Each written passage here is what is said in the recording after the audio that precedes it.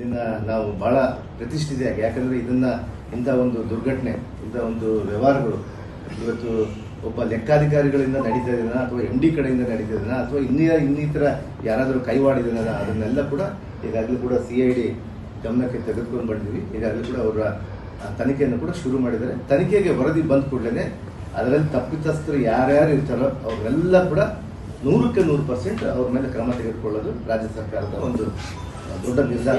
CID ಅಧಿಕಾರಿಗಳು ಹೋಗಿದ್ದಾರೆ, ಶಿವಮೊಗ್ಗ ಕೂಡ ಹೋಗಿದ್ದಾರೆ ಅಂತೇಳಿ ಮಾಧ್ಯಮದಲ್ಲಿ ನಾನು ನೋಡ್ತಾ ಇದ್ದೀನಿ. ಪ್ರಜಾವಾಣಿ ಪತ್ರಿಕೆಯಲ್ಲಿ ಕೂಡ ಇವತ್ತು ನೋಡ್ತಾ ಇದ್ದೀನಿ. ಸಚಿವರ ಮೌಖಿಕವಾಗಿ ಹೇಳಿದ್ದಾರೆ ಅಂತ ಅದಕ್ಕೆಲ್ಲ ಕೂಡ ಇವತ್ತು ಈಗಾಗಲೇ ಕೂಡ ಅದರಲ್ಲಿ ತನಿಖೆಯಲ್ಲಿ ನೋಡ್ತೇನೆ. ನಾನು ಒಬ್ಬ ಲೆಕ್ಕಾಧಿಕಾರಿ ಹತ್ರ ಯಾವತ್ತೂ ಕೂಡ ಮಾತಾಡಲಿಲ್ಲ. ಇಷ್ಟು ದೊಡ್ಡದ ಹಣದ ಬಗ್ಗೆ ಮಾತಾಡಿದಾಗ ನಾನು ಅಧಿಕಾರಿಗಳ ಜೊತೆಗೆ ಮಾತಾಡ್ತಾ ಇದ್ದೇನೆ. ಆದರೆ ಇವತ್ತು MD ಇವತ್ತು ನಿಗಮದ ನಾನು ಒಂದು ಸರ್ತಿ ಮಾತ್ರ ಮೀಟಿಂಗ್ ಮಾಡಿದ್ದೆ, 1-2 ಸರ್ತಿ ಮಾಡಿದ್ದೀನಿ. ಅದರಲ್ಲಿ ಮುಖ್ಯವಾಗಿ MD ಅವರು ಅದರ ಅಧೀಕ್ಷಕರಿರ್ತಾರೆ, ಅದರ ಹೆಡ್ ಇರ್ತಾರೆ, ಅವ್ರು ನೋಡ್ಕೊಂಡು ಹೋಗ್ತಾ ಇರ್ತಾರೆ. ಅದಕ್ಕೆ ಅವರು ಯಾವ ರೀತಿ ಅದನ್ನ ಪತ್ರ ಬರೆದಿದ್ರು ನನಗೆ ಗೊತ್ತಾಗಿಲ್ಲ. ಅದಕ್ಕೆ ಇವತ್ತು ಪರಿಶೀಲನೆ ಮಾಡಕ್ಕೆ ಹೇಳಿದ್ರು. ನನ್ನ ಹೆಸರನ್ನು ಅಂದ್ರೆ ಪರಿಶಿಷ್ಟ ಪಂಗಡದ ಇಲಾಖೆ ಸಚಿವರು ಅಂತೇಳಿ ಯಾಕೆ ಹೇಳಿದ್ರು ನನಗೆ ಗೊತ್ತಾಗಿಲ್ಲ. ಅಂದ್ರೆ ನನ್ನ ಆದೇಶ ಏನಾದ್ರು ಇದ್ರೆ ಒಂದು ರೈಟಿಂಗ್ ಅಲ್ಲಿ ಕೊಡ್ತೀನಿ. ನಾನು ಯಾವುದೇ ಒಂದು ಆದೇಶ ಕಾರ್ಯರೂಪಕ್ಕೆ ಮಾಡಿದ್ರು ಕೂಡ MDಗಾಗಿರ್ಬೋದು ಅಥವಾ ಸರ್ಕಾರಕ್ಕಾಗಿರ್ಬೋದು, ನಮ್ಮ ಇಲಾಖೆಗೆ ಆಗಿರ್ಬೋದು, ನಾನು ಕೊಟ್ಟಾಗ ಒಂದು ಸಹಿ ಮಾಡಿಕೊಡ್ತೀನಿ, ಇಂಥದನ್ನು ಮಾಡಬೇಕು ನೀವು ಅಂತೇಳಿ. ಇದನ್ನ ಬಿಟ್ಬಿಟ್ಟು ನನ್ನ ಗಮನಕ್ಕೆ ಬಾರ್ದನೆ, ಸಚಿವರ ಗಮನಕ್ಕೆ ಬಾರ್ದನೆ ಅವಾಗಿಂದ ಯಾವುದು ಕೂಡ ಹಣ ನಾವು ಟ್ರಾನ್ಸಾಕ್ಷನ್ ಮಾಡೋದೇ ಇಲ್ಲ. ಆಮೇಲೆ ಬೋರ್ಡ್ ಮೀಟಿಂಗ್ ಆಗಬೇಕು, ಇಷ್ಟು ದುಡ್ಡು ಹಣ ಟ್ರಾನ್ಸ್ಫರ್ ಆಗಬೇಕಂದ್ರೆ ಬೋರ್ಡ್ ಮೀಟಿಂಗಲ್ಲಿ ಆಗಬೇಕು. ಬೋರ್ಡ್ ಮೀಟಿಂಗ್ ನಾನು ಮಾಡಲಿಲ್ಲ, MD ಅವರು ಮಾಡಿಲ್ಲ ಅಂತೇಳಿ ಇವತ್ತು ಹೇಳ್ತಾ ಇದ್ದಾರೆ. ಅವರು ನಾನು ಮಾಡಲಿಲ್ಲ, ನನ್ನ ಸಹಿ ಎಲ್ಲ ಫೋರ್ಜರಿ ಮಾಡಿದ್ದಾರೆ ಅಂತ ಹೇಳ್ತಾರೆ. ಅದಕ್ಕೆ ಇವತ್ತು ವರದಿ ತರಿಸ್ಕೊತಾ ಇದ್ದೀವಿ. ಇವತ್ತು ಕೂಲಂಕುಷವಾಗಿ ಇವತ್ತು ನಮ್ಮ ಅಧಿಕಾರಿಗಳು ಮಾಡ್ತಾ ಇದ್ದಾರೆ. ಅವನು MD ಏನಾದರೂ ಇದರಲ್ಲಿ ಭಾಗಿಯಾಗಿದ್ದರೆ ಅಥವಾ ಲೆಕ್ಕಾಧಿಕಾರಿ ಯಾರಾದರೂ ಭಾಗಿಯಾಗಿದ್ದರೆ ಅಥವಾ ಇನ್ನಿತರ ಯಾರಾದರೂ ಕೈವಾಡಿದೆ ಅಂದರೆ ಅವ್ರನ್ನ ಸರ್ಕಾರ ಮತ್ತು ಸುಮ್ಮನೆ ಬಿಡುತ್ತೆ. CID ವರದಿ ಯಾವತ್ತು ಕೊಡುತ್ತೆ?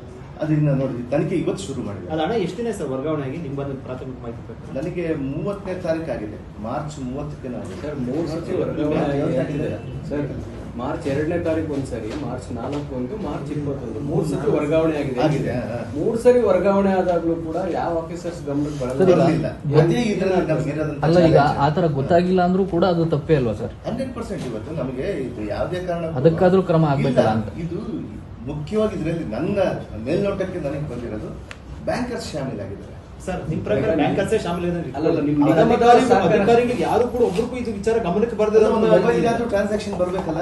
ಅಲ್ಲ, ನಿಮ್ಮ ನಿಗಮದ ಅಧಿಕಾರಿಗಳ ಸಹಕಾರ ನಾವೇ ATM ಇಂದ ಡ್ರಾ ಮಾಡಿದ್ರೆ ನಮಗೆ ನಮ್ಮ ಅಕೌಂಟ್ಗೆ ಬರುತ್ತೆ. ಅದಕ್ಕೆ ಶಾಮೀಲ್ ಅಂತ ಹೇಳ ಸರ್. ಇವ್ರು ಏನ್ ಮಾಡಿದರೆ, ಈ ಅಧಿಕಾರಿಗೆ ಅಧಿಕೃತವಾದಂತ ಮೊಬೈಲ್ ಬರ್ಲಾರ್ದೇ ಯಾರೋ ಒಂದು ಫೇಕ್ ಅಕೌಂಟ್ ಕಳ್ಸ್ಕೊಂತಿದ್ದಾರೆ, ಮಾಡಿದ್ದಾರೆ.